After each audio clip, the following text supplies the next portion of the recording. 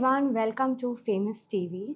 And today we are going to be talking about something where we have all been there. One day you're feeling fine, and then you open Instagram. You scroll, and then suddenly everything you're questioning about your life. You're questioning about your job, your body, your relationships. Even when you know everything is curated, you still compare. You still feel not good enough. And that's the big question we are addressing today. How is social media affecting our self worth? Why do we spiral? Why do we keep spiraling? And how can we build a self image that goes beyond these likes, filters, and the whole perception of what is truly perfect? And to unpack this, we have Amanpreet Nagpal. She's a counseling psychologist who's worked closely with people who have dealt with these issues. So, thank you, Aman, for joining us today at Famous TV.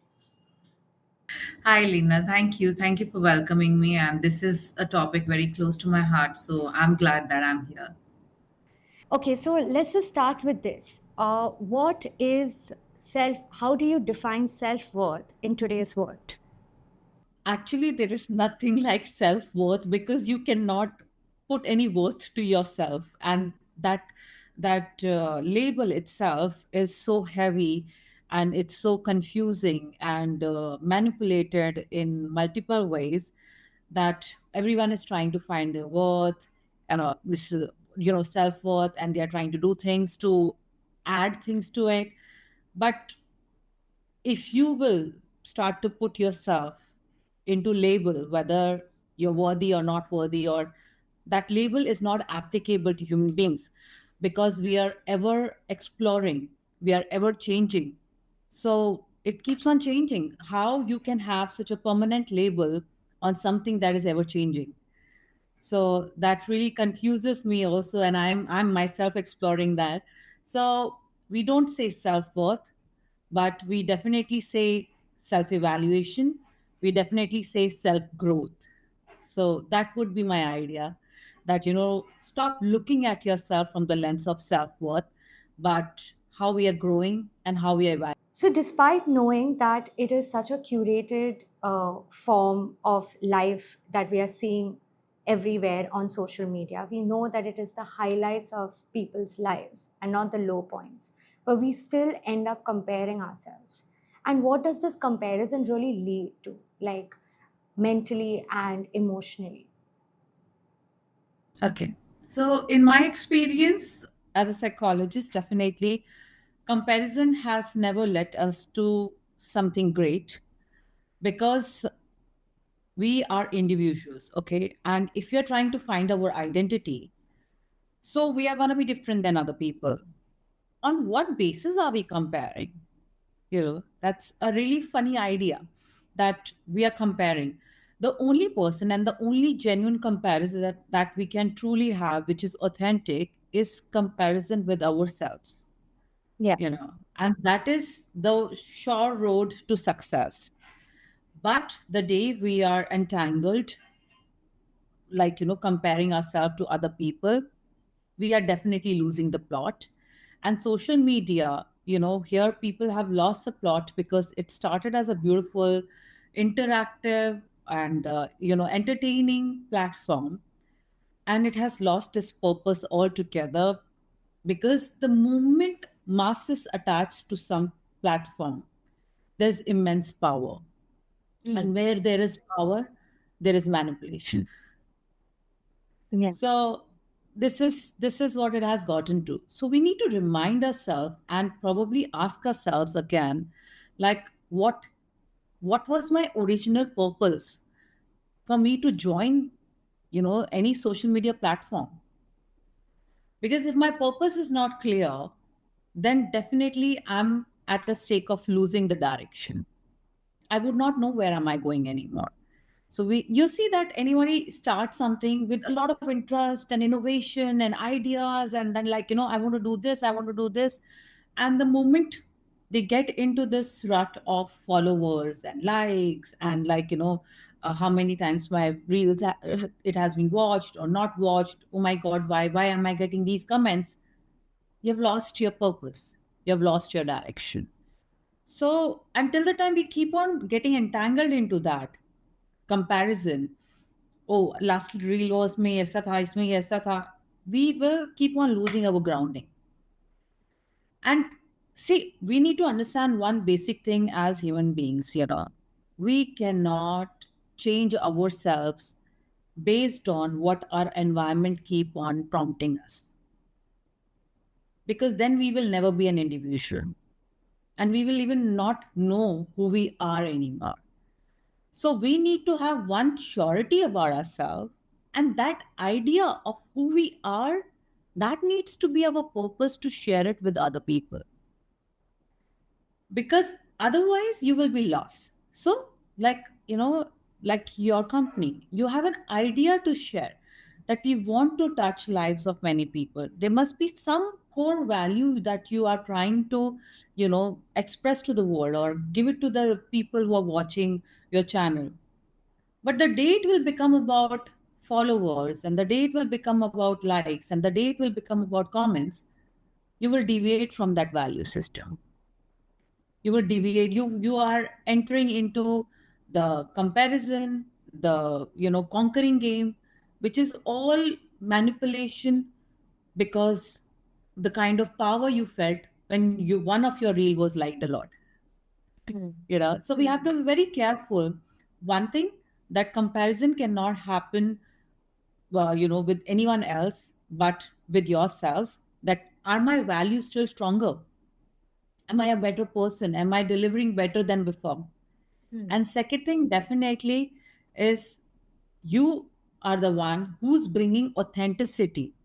Don't deviate from your authenticity. Don't deviate from your designed purpose or value. That will keep you grounded, and I think will keep on pulling you out from this comparison game. So, let me understand this. You're saying that if you do not want to get into the whole comparison rut, you need to know why you are in social media in the first place. You need to, Absolutely. because if you are very lost about why you're using your Instagram account or your Twitter account, then if there's no strong value system, you're clearly and likely to firstly compare yourself and get yourself affected emotionally and mentally. Absolutely. Absolutely. You're lost. Because there is a lot of data here. You will be Yeah. lost. So, what are these emotional impacts, emotional well being impacts of the whole social media and the whole comparison game in the social media? Okay, the most important one that I've seen, that people start to feel I don't have enough, Mm. you know, and I don't have enough, and then slowly it becomes I'm not enough. It's a very basic one and universal one, because you constantly look at other people's life and you see everyone is happy, everyone is traveling, everyone is having fun. Only I'm the one whose life is not moving. And that is a very sad way of seeing yourself, Because that's not the because reality. that's not the reality. Yeah. We really don't know what is happening in their life. They must be having their challenges, but they are showing you a side of their life. That's not their whole life, it's a side of their life. And right now what you are experiencing is also a part of your life, it's not your whole life. When you make one thing your whole, you're giving it too much power over you. And then in that, you when anything else has power over you, you start to feel not good enough. And you don't deserve to feel that, because you're enough the way you are, the way you exist. You are enough, that's why you are existing for so long. If you wouldn't have been enough, you wouldn't have survived this long. If you have survived, that means something has worked for you. That's how evolution speaks. So not deviating from that.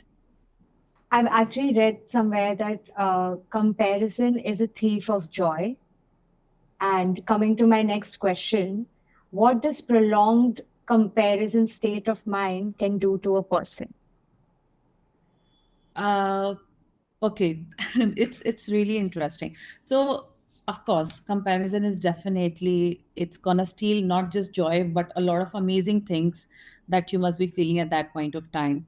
And any kind of comparison, it's not always with someone better, but also, like, to make yourself feel better when you are comparing yourself from someone who's not doing that great.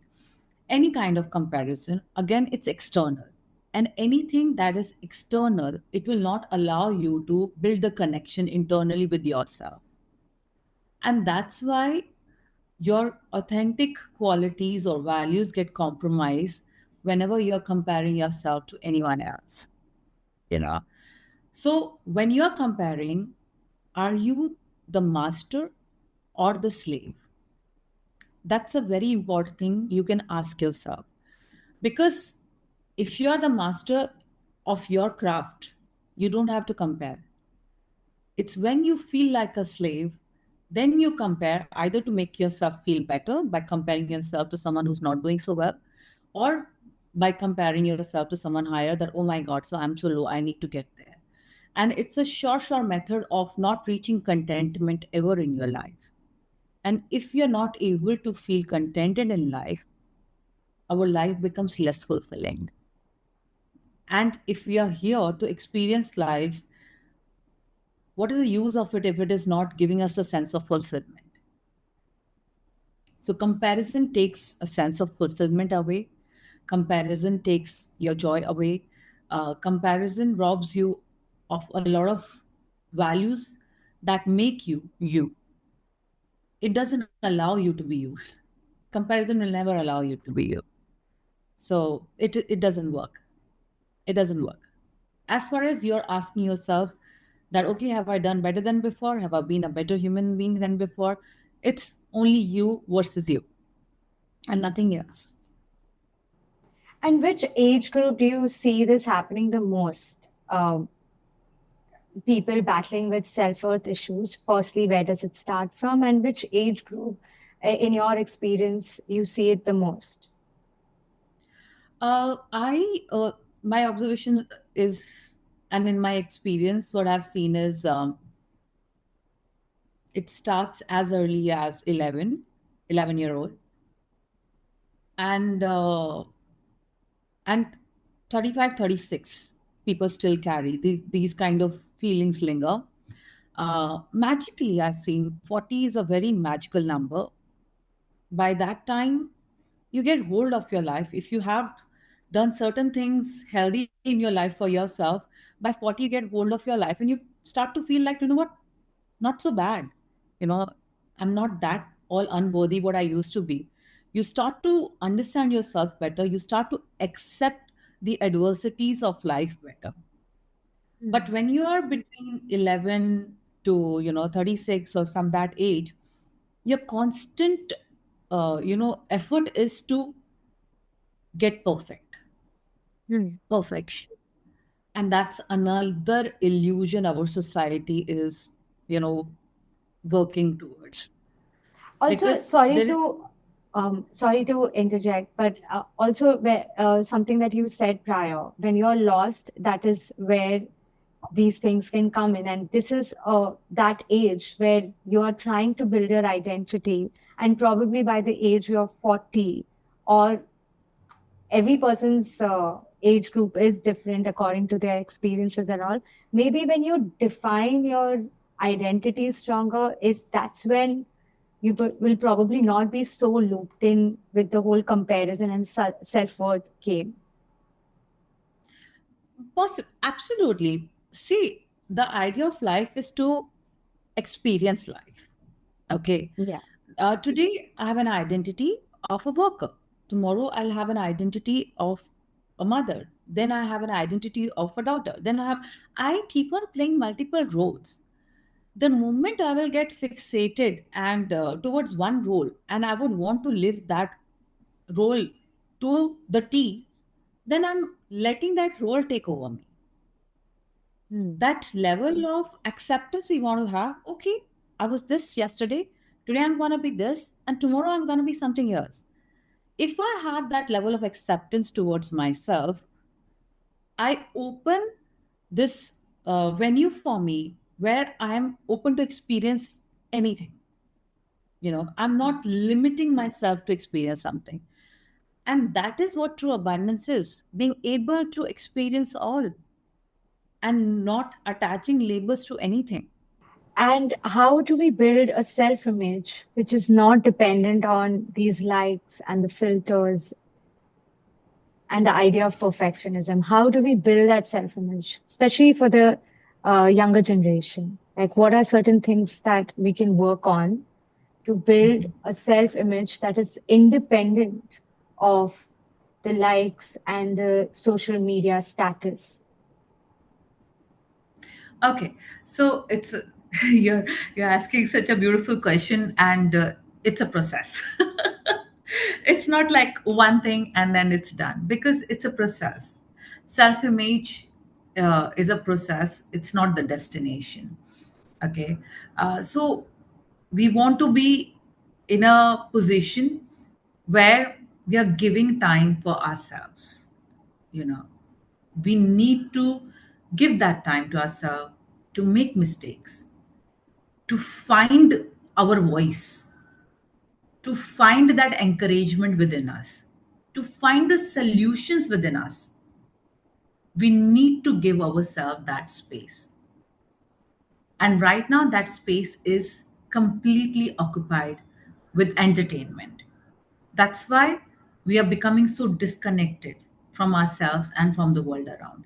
So, irrespectively, if you really want to stay true to your self image, you first need to find out what kind of human being you want to be. It's a very simple question. And it's amazing that, earlier our elders used to definitely put all these qualities in us, and they like, okay, be this person, you need to be a compassionate person, you need to be a kinder person. These questions are not asked anymore. And it's such a fundamental question. What kind of human being do you want to be? What do you see yourself as? First, you got to see yourself to build your image. If you will not see yourself, what kind of human being you want to be, how would you work towards it? So, asking yourself this question becomes very important. What kind of human being I want to be? What kind of a child I want to be? What kind of a student I want to be? You know, what kind of person I want to be? And you'll say most of them will not have the answer to that. They're like, what? What does that even mean? And hence, You it's know, a process to figure it out. it's a process. That's what.